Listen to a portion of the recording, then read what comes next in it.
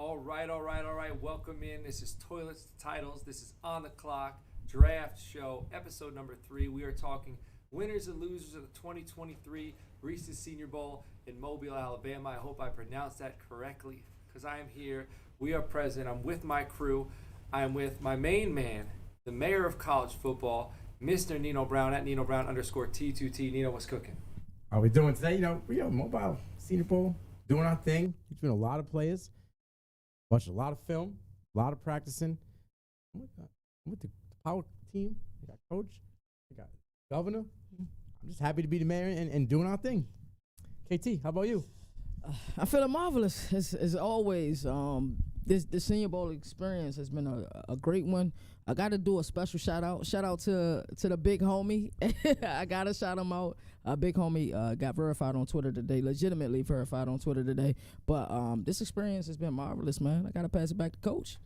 Excellent. And KT, the governor of college football, is at Leverett _KT. We are on the Twitter at Toilets to Titles, and we are down here in Mobile. I got to figure it out. I'll get it figured out before I leave. I'm out of here Saturday, all right? Brian Bossarge, if I see him, will probably slap it into my mouth because I got to get it by now, man. Like, this city has been so kind to us. We have had such a fantastic time. We have been absolutely, all right, when I say we, I say it a little lightly because we have been grinding, constantly. But these two, like the last 6 hours, probably nonstop, in front of a computer screen, working on getting all this content out. And we have a lot of content coming. We've been on the field, like it's been beyond my wildest dreams what exactly we've done down here. And shout out to the crew that's been down here and is behind the scenes because we got Mike, we got Moon. Like the production is absolutely incredible. We got George. We got Jared, we got Justin. We have been like the Avengers. Because like, I mean, maybe whatever, take it how you will. But we have been absolutely dividing and conquering. Like we met Jim Nagy the other day, and this is like we could talk. We interviewed Jim Nagy. It's gonna go on air. So I mean, we have a lot that we have done, and tonight we are gonna talk about specifics. We're talking about risers and fallers. So I'm not gonna drag this intro out too much longer, but just stay tuned because we have a lot coming on. I do want to pass it over to you real quick because you and KT have been grinding. So just give everybody a little bit of a taste of what you've worked on, what's going to be released on the YouTube channel, on CFB Nation and on T2T, because we are a team. We are a power team. We've come together. We are like-minded individuals, and we got content everywhere. We got so much going on. We're spreading it out, and why don't you let everybody know about it? It's really easy because he's in my brain. Now I'm in his brain. It's almost like he just looks at me and we already know what to do. I mean, 7 hours? 4 interviews, 20 overlays, something like that. We were just grinding out. We got like 20 plus interviews. Yeah, there was a bunch of those thumbnails too. I mean, 20 plus interviews. The Magic Man Mike got so much clips. It's unreal. We got so much footage, on-field shots, overhead shot. We got everything. It was just the experience, talking to people, getting Nagy, talking to us one-on-one, looking us in the eye in response. Like, it felt good. I feel team dominated. Gonna be literally hit the bell on CFB Nation, hit the bell on Real Ones Productions, hit the bell on Toilets Titles because you are gonna want to see everything that's coming out. It's gonna be flooding your timeline. So get the notifications because we're coming for you. Coach, take it away. So we already got JL Skinner's on there. We we probably did, I want to say, over 40 interviews. All right, and tons of, check out the Twitter because we got tons of on-field clips as well, a lot of good stuff. If you want to support the show and help us to do things like this, patreon.com/Toilets to Titles. We got 5 tiers on there. Obviously, we do NFL draft. We do all sorts of content. So you might be new, and I'm hoping we have a lot of new listeners this evening and viewers. So you maybe go check it out and see if it's something that you might be into. We have this thing called the Frankenstein Listener League that's absolutely bananas. But that, you know what? This ain't fantasy football right now. Like it's Dynasty viewers. It's just for you as well. But this is, this is NFL, like, this is optimism season, as I call it, because now it's like we're going to rebuild in the offseason. Like, this is for rebuilding. So we're going to talk risers and fallers. So I'm going to start with my risers, okay? So my risers this evening, my first one is a defensive back. I didn't know too much about, I studied his film once I got on the airplane. I'm like, all right, I got to watch these DBs. I got to watch these wide receivers. Kyle Blue Kelly, cornerback out of Stanford, comes in, Senior Bowl official measurements, 6 foot, 193 pounds. This dude, very opportunistic. He was scrappy. He played scrappy. He's built very well. He's sticky in coverage. But my favorite thing about this dude is I enjoyed watching him. So yesterday he had 3 interceptions. All right, he closed out practice with an interception. Like, ended the practice, like the team session, which was that's like the last thing you're gonna remember from that day. I watched him, man. He was covering the outside wide receiver. All right, he saw the quarterback. He's covered his men. He's doing his responsibility. He sees the quarterback looking at the slot receiver, so he sits on his route, jumps the inside route, picks that ball off. So now he did it 3 times. So every time I looked, he was winning. Every time I looked, he was winning. So Kyle Blue Kelly. The next one, this is a guy, wide receiver, Michael Wilson, out of Stanford. His Senior Bowl official measurements, 6 foot 1.5, 216 pounds. There were wide receivers. I'm going to talk about one of them that I came here and I was very interested in seeing, and I was hoping for big things, and I didn't get it from them. Like Rashee Rice, big. He played well. Tank Dell, who's going to be brought up, played well. But we kind of knew, expected them to do well. Michael Wilson out of Stanford, I heard John Laub, shout out to him, the Gridiron Scholar, and the FF Educator. I heard them kind of talk about him. He's a captain, academic honor roll, like all things that, I consider important. Like I do consider that important for a player. But you know what else is important? If you could ball. All right? And Michael Wilson, man, he was smooth. All right, it's a sudden position. He was doing things very sudden, but when you watch a guy do something sudden, but in a smooth fashion, it says something to me. Like it's almost effortless. And what he was doing, it was effortless.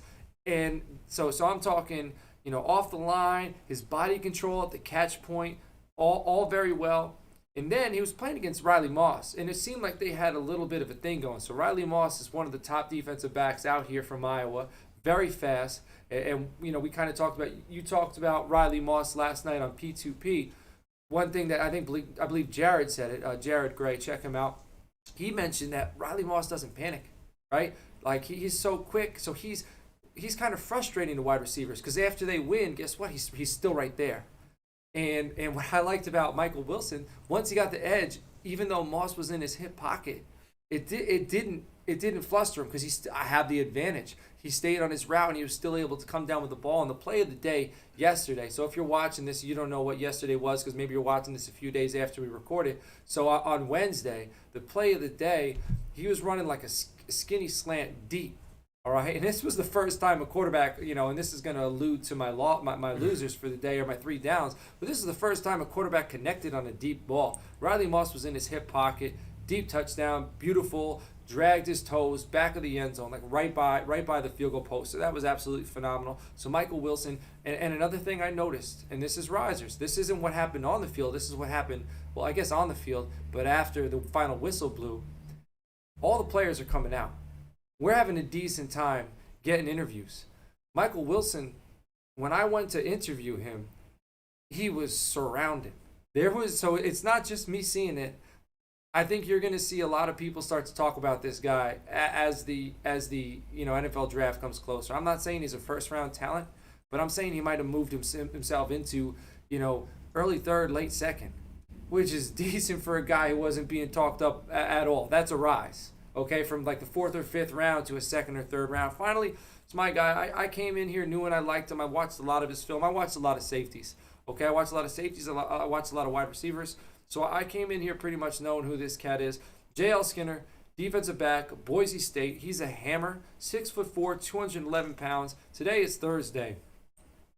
Probably the play of the day.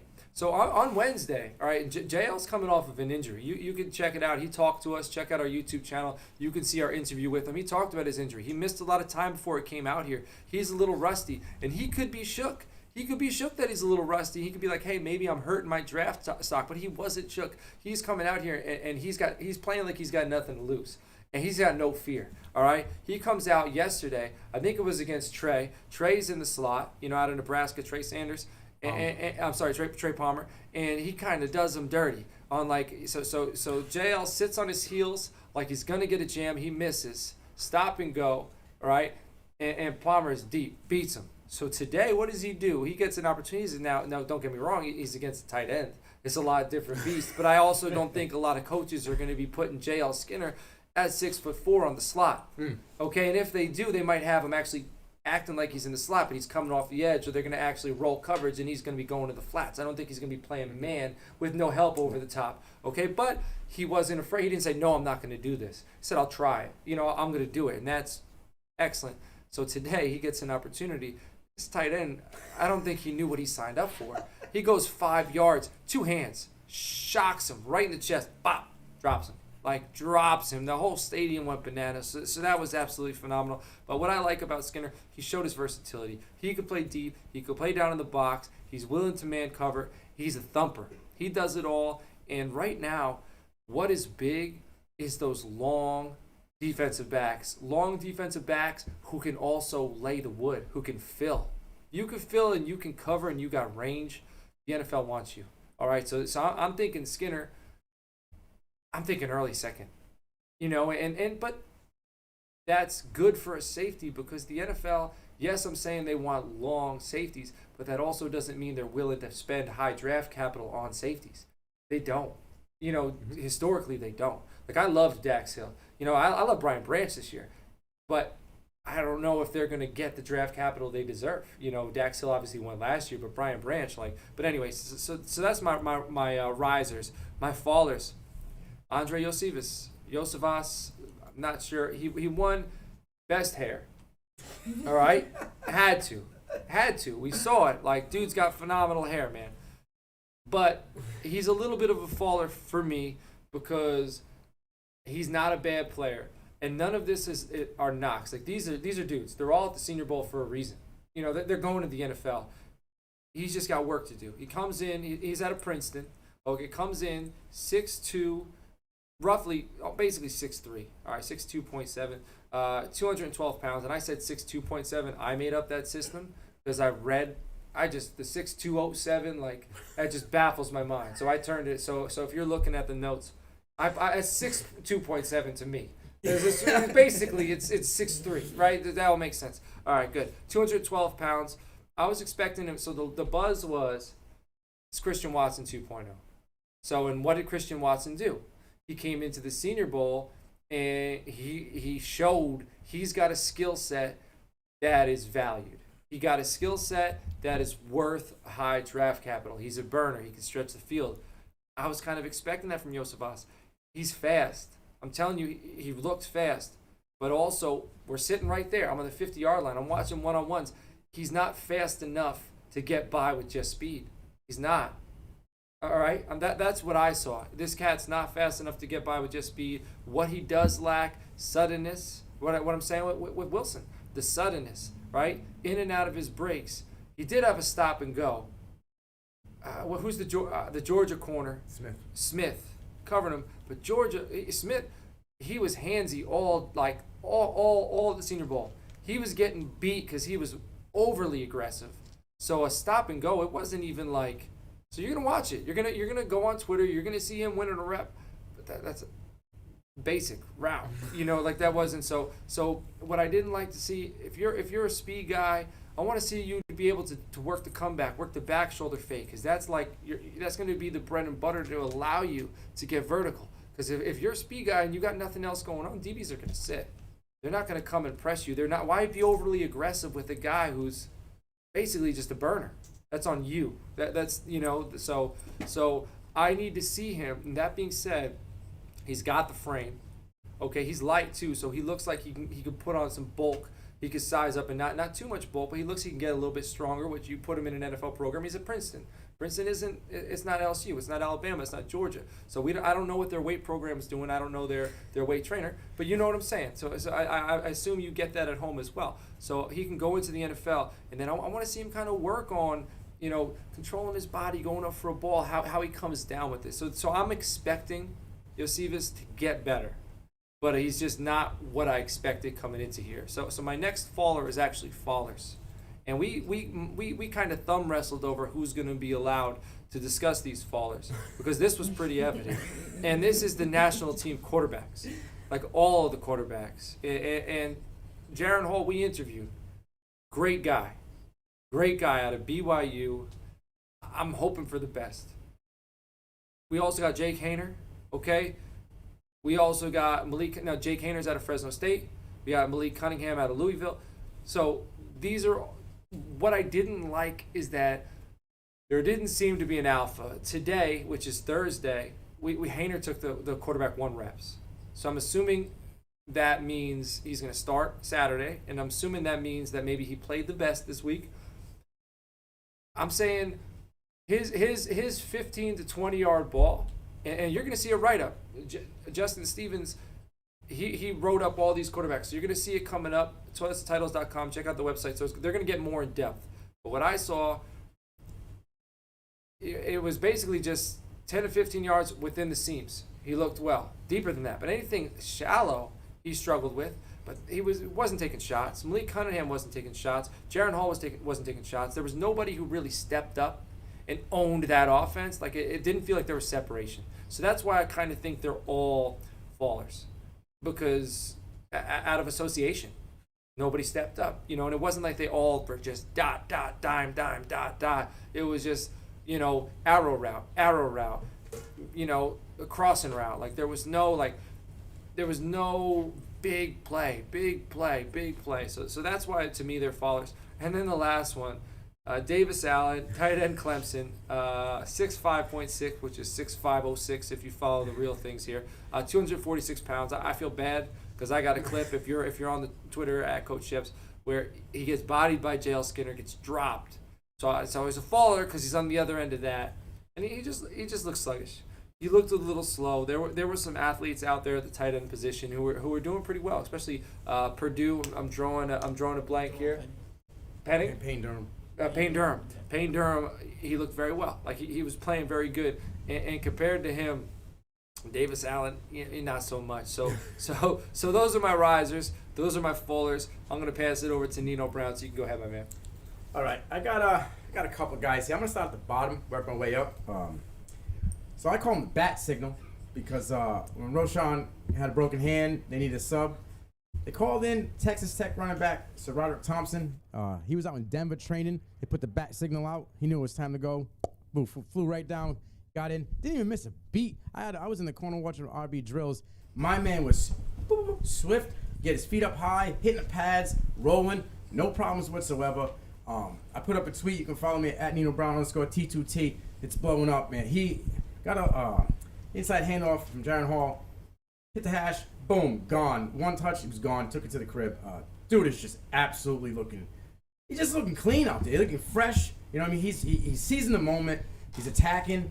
There's a lot of running backs on his team that kind of didn't seize the moment, in my opinion. I think they had a chance to separate from the others. And for a guy who showed up late, man, he just dominated in the chances that he had. Even in the one-on-one drills, the pad drills, he was aggressive. His feet were always moving. I seen some, the lady who was doing the RB drills pulling a couple gentlemen off the side. I won't mention names, but, saying, listen, we're going to redo that one. So Roderick didn't have any of that. It was one and you're done. He was dominating the whole thing. Next guy up probably should have been wide receiver 1, but due to what Coach Shep said in the shoddy quarterback play, he was burning people left and right. That's Tank Dell. I mean, he literally cooked damn near every DB out there. All right? He was slicing his dicing. His speed, I can't wait to see him run the 4. I mean, they got him at a 4.38 this year. Man, he going to run a 4.3 flat, if not lower than that. He's so fast in both ranges. His feet are fast. his stop and go just leaves people in the dust. I seen a couple cuts where they was tripping on their own feet, and then by the time he was already making the next cut, they were recovering. He was gone. 2 body lengths. See you later. But when your QB can't hit you in stride, it doesn't help you. It doesn't help your wow factor. You know, when you're burning people, but you're not finishing, it doesn't help. A man was doing his thing, but he didn't get no help from his QBs. So I think in day 2, a lot of those missed throws, if those were completed to him, you'll be hearing a lot more about Tank Dell. Now, going into it, they were saying, 5'10", 150, but Houston wide receiver, measured at 5'8", 163.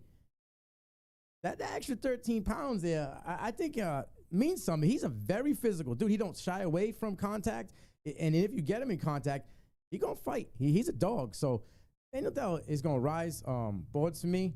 I made a off-cuff comment earlier, but I think depending on what Zay Flowers does in the Shrine Bowl, I might put Nathaniel Dell above him from what he's done here. I want to see what he does in show out on Saturday, but if he's cooking him again on Saturday, lock that name in. He's going to climb. This next gentleman, I'm going to call him suspenders, because Coach said that he was in everybody's pocket. He was on people's pants. He was clipped, right? And that's Riley Moss, DB out of Iowa. He weighed at 192, 6 foot. Coming into this season, right? He was a 2021 Big Ten DB of the year, right? Doing his thing. My man's physical, great run defender, and for a DB who's a run defender, he knows what to do. Turning them inside, let the big boys get him. You know what I mean? He just pushing them to the pack. He's not stupid. He knows how to play ball, right? He's a physical guy, but when he slips, don't get nervous. He recovers quick, no panic, right back at it. Get his hands in there, knocks the ball out. This dude is climbing. Coming into this, I had his counterpart, safety Merriweather, a little bit higher than him. I'm going to tell you, that was an easy flip-flop off day 1. Day 2 was big separation. Today, he just keeps climbing. If you like physical, locked in, just look at his eyes in the interview that we did for CFB Nation and T2T, and he was just locked in on the interview. He was ready to get out there and ball. This dude's hungry, and I think he's going to keep rising. That's enough about my rises. Let's talk about some droppers, some fallers here. Oh, man, this poor gentleman, he went viral for all the wrong reasons. Savonka Dennis, linebacker out of Pitt, 6 foot, 218. My guy, Tajay Spears, had this guy dancing, tripping over his own feet. It went viral. He slipped and then slipped trying to recover. By the time he recovered, Tajay was probably about 15 yards downfield, just making him look silly. He didn't do well in either day. Prior to that, he was just all over the place. They were sitting him on the ground. He was missing attacks. I'm not really sure. I think the only thing he did well, and I'm not trying to hate on nobody, was special teams. And I know Coach is a big special teams guy, so maybe he'll like this a lot, is, one-on-ones in the special teams, he did well. But, at his size and speed, I think that's where he might be. He's going to have to definitely step it up. Wrap up tackles, none of this, just flying around stuff. He needs to wrap it up. And, bro, if you want to play in and cover running backs, you got to keep them in front of you because you are not chasing dudes with big speed. This other guy here, feel bad. He must be hurting on his behind because he was sitting on his derriere most of the week in practices. 2 straight days that I seen him, he was getting blown back on his back. I kept seeing his feet up in the air and his helmet on the ground. That's never a good look for offensive linemen, right?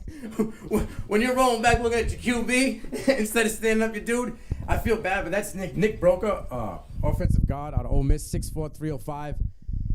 I don't know if he's going to work on his footwork, if he's going to work on buttoning things up, or if he was just nervous, if there was an injury that he was just lingering.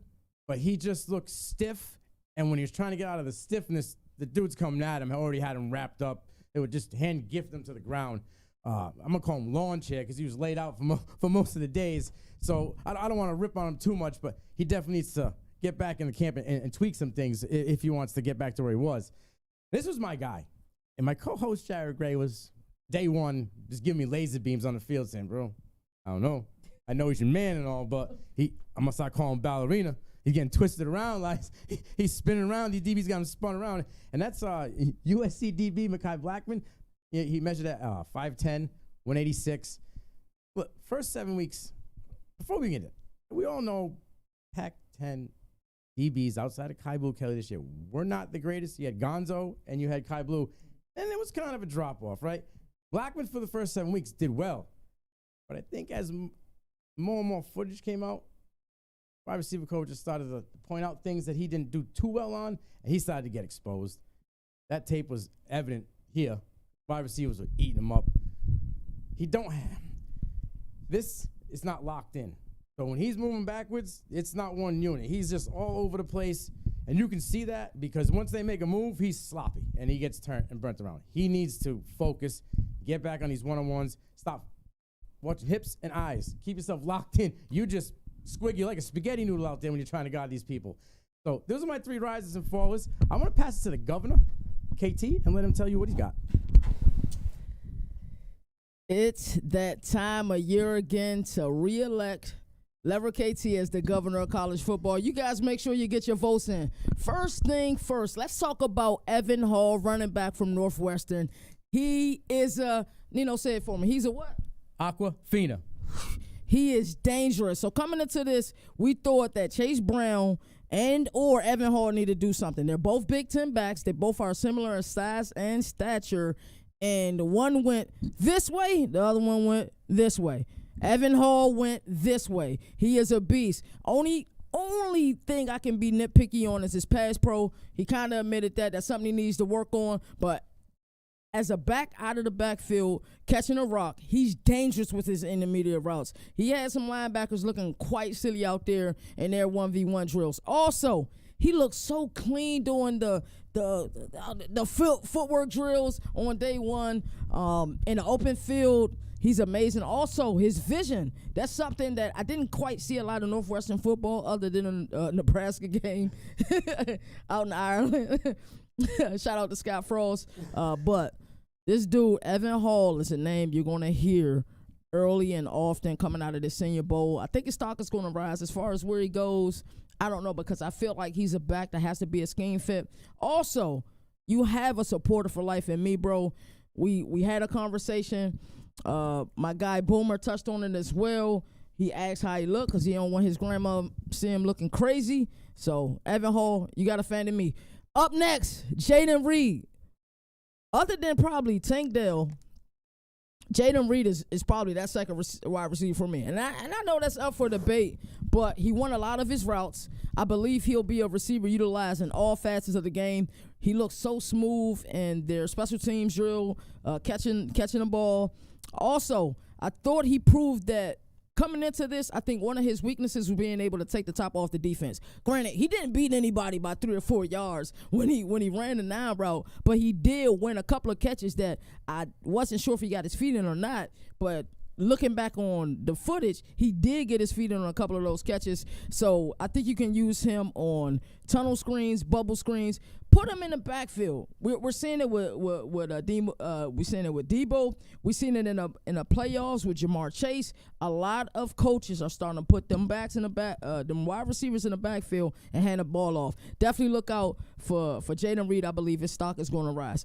Last but not least, I got to go defense. I got to go cornerback. I'm talking about Julius Brents. He got beat badly on one play in day 2, but other than that, it was the only cornerback day 1 chirping. He was talking to them dudes. He is long. He's 6'3", 6'4", had 4 interceptions on the season, a few pass breakups. He held quarterback, so quarterback rating of 48.3. They did not want to throw his way. 4 interceptions on top of that. I'm telling you, Julius Brents is a name to remember. The only thing I'm fearful of is I do not know what he's going to run in the 40. But if he runs low 4.4s or better in the 40, he is going to jump up. Now, with every good thing, we got to talk about some bad things. So you guys may not want to talk. You guys may not want to reelect the governor after I say bad things about a couple of bad people. Well, good people, I just had to say bad things about them. First things first, Roschon Johnson. Yes, he was only here for 1 day of camp. And I'm going to be extremely nitpicky because we've seen a lot of players who came out sluggish day 1. Isaiah Falsky, a couple other guys. But in day 2 and day 3, they put a great camp together, and they should ball out on Saturday. But Roschon Johnson was one of those guys. Looked a little stiff. You hear the size that he has. You think he will walk in and just, wow, this dude look like Natron Means. This dude will, come in and be a behemoth. And he's big in his upper body, but his lower body kind of looks similar to a wide receiver. If I'm being honest, Chase Brown And aforementioned Evan Hall looked bigger than him in the lower body. So I was one surprised. He struggled with some of the drills, but it was day one. Everybody got a lot on their mind, and I only got to see such small sample size, but I got to put him on somebody that's falling. And also, Coach touched on the quarterbacks. I thought all of the quarterbacks, for the most part, it looked rough. Max Dugan kind of looked rough, and I wanted to see him really ball out because he got asking a presser like, hey, you weren't even supposed to be the starting quarterback coming in this season. And it's like he still has to have that chip on the shoulder. So I thought we would see more from Max Duggan, but we didn't get it. And lastly, this is going to hurt me. Chase Brown, you did not put a good camp together. Pass protection, it was bad. It was real bad. He fumbled a few times, a couple of drop passes. He just didn't put together a good camp. Now, all this not lost. The draft starts in Mobile. It does not end in Mobile.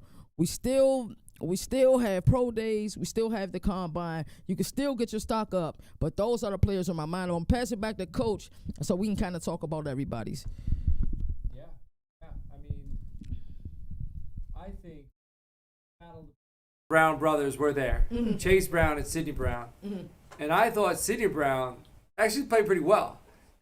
I wanted to see Sidney Brown and J.L. Skinner in the same defensive backfield, but that didn't work out. It seemed like they were rotating them. But when they rotated them, we don't know what's first team. We don't know what's second team. We don't know if it means anything, if this guy goes out first or that guy goes out second. Because Riley Moss, Caillou Blue, was going out first, and Riley Moss was going out second. Mm-hmm. Sidney Brown was going out first, and J.L. Skinner was going out second. So, again, I don't know if that means anything. But, you know, and I like the way he was moving. He's kind of built like a linebacker, Sidney Brown. Mm-hmm. And I know this is bonus. I'm cheating, right? I'm cheating, which Justin, my co-host, knows. I do this. I set, you know. But just speaking of the Brown brothers, and shout out to Mrs. Brown who followed, because we've sent out some clips. So shout out, appreciate your support. And the draft does start in Mobile, and for a long time, maybe not long, but when I was young, right, watching the combine. Combine's huge, and that was my first introduction to these players. And then as I get a little bit older and I start to understand the process and I start to watch film, and then I start to understand about the Senior Bowl, I think this is like the last thing besides the player interviews that matters. When you go to the combine, when you see the pro days, and when you see those numbers should really only secure you in your thoughts on what these players are. If you see a player and you think he's fast and he runs fast, you kind of already knew he ran fast. But if you thought the player's fast, he runs a little slow, you go back, you watch his film, you kind of question your process a little bit. Like, this is really the last bit, in the Shrine Bowl, the bowl games. Like, we're getting to see these dudes like up close and personal now as we're here. You know what I mean? But this is like, this is a big deal. And we have a lot of thinking to do over the next few weeks as we continue to evaluate players, and we get to look over these practices a little closely, because we were in different angles, so we get to watch other clips. I was watching wide receivers and DBs. I get to watch linebackers. So essentially what I'm saying is, it's very, very valuable to be here. And I'm grateful to be here, and I'm grateful to be here with this crew. And I do love the combine. So that doesn't mean like I don't get worked up, because sometimes I do. So, but all that I said, I have to say it because I have to hear it, right? Because I can easily get worked up by Tank runs. Yeah. I moved him up into the top 10 already. Mm-hmm. I actually have him right behind Zay Flowers. You know what I mean? But as a dynasty analyst, landing spot's big. Mm-hmm. So it doesn't really. It matters where I have them and what I think you can do, but it also matters where you go. So as far as NFL draft, where I have them pre-draft is huge. As far as fantasy and dynasty, where I have them post-draft is really final, because that's what's going to adjust kind of how I expect it all to pan out. But man, absolutely incredible. The content, we are smashing the content out. We have a lot going on. We have like about 30 interviews, and we're working on well, again, I say we because we're a team.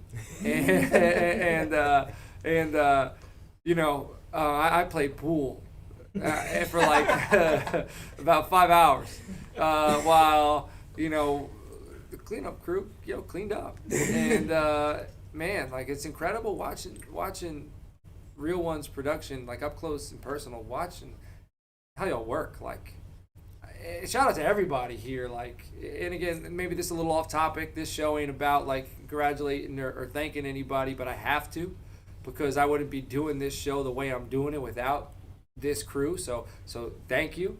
This is phenomenal. Like George, Justin, like being here. There's no more practices. Tomorrow we're gonna be. What's the name of we're heading to the sponsor of the Senior Bowl. We're doing a live show at Walk-Ons. So that's what we have coming up tomorrow. But there's no more practices. We're not going to see the game. So this is kind of wrapping up that chapter. You know what I'm saying? So I'm getting a little emotional thinking about it. A shout out to Jared, blue check mark. Big dude over there. He's laughing about it. So man, everything's gravy. Go ahead, Nino. We got one more guy that we cumulatively haven't spoke about that we're going to speak about, right? We're speak about Tajay Spears. Oh well, you know what? I apologize for not bringing Tajay up. The only reason I didn't bring him up is because that train, right? That we as fans, right? We all follow the NFL draft. So we see trains pass. And what I mean by trains pass, and we see conductors for, we love this player, we love that player. And then like people get on the train, like here's a ticket, you know what I mean? We've been on that train. You've been on that train. Like Toss the Title's been on that train. CFP Nation's been on that train. So I almost didn't bring it up because in my head, it's old news that he's a dude. But you are absolutely correct. It needs to be brought up because everybody's catching up. So go ahead. If you didn't know or you didn't believe, then you best believe now. Everybody's question, right, was weight, 204. Same weight as Sean Tucker, right? Yeah, what's surprising? You want to talk about elusiveness? He had more wow moments. He literally shut the stadium down on day 2. The whole stadium went, wow, cut a dude up. And then he did it again today. He had the teams. Katie, tell him. Yeah, the defense doing push-ups. Nobody touched him. What did Molly say? 22? Because that's his number? Come on. Subtle flex. That he literally was the best back here. He separated himself from everybody by leaps and bounds. Is it fair to say him and possibly DeJuan Jones' stock probably rising the most? And Tank. Oh, we can't forget about Tank. And Tank. I think his is contingent on that 40. Yeah. But if he gets that 4-3 low, maybe sub 4, yeah, it's a wrap. It's a wrap. Listen, we've been on the roll wave Tajay Spears train for a long time. We believe before people even kind of knew who he was, right? Before the 700-yard run games in a row, before the 200 back-to-back games, 4 touchdowns against USC. I mean, on this show, you got me cutting eyes at people because of Tajay Spears, man. John, I love you, but I think we got you on this one. It's Spears over Roshan for us over here. I'm gonna pass it back to Coach, and you can take us away. Yeah, so that's it.